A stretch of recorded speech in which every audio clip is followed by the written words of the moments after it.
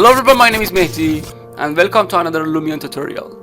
This is the second part of creating realistic materials, and in this video we are going to talk about fabric material on this chair. So let's get started. Okay, choose the chair surface and then apply your standard material. Select color map button and choose the texture you have downloaded before. In the next step, select normal map button and choose the normal map of this texture.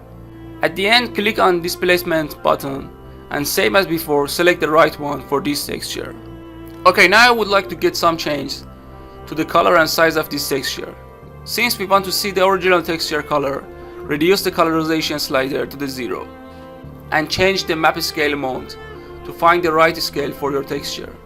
I prefer my fabric material doesn't so be shiny, so I decided to reduce glossiness and reflection here, but don't completely reduce these two. I guess 0.2 is enough amount. To make bumps more visible, increase the relief amount.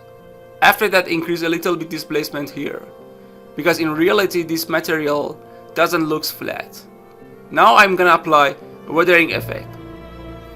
Choose leather mode and increase this effects amount to 0.2 or 0.3. By doing this, the edge gonna be a little bit darker and the material looks like an object that we used. And this effect makes materials looks more real. I think the color of the chair's fabric needs some change here to match the other furnitures of the room. With colorization slider, you can do this.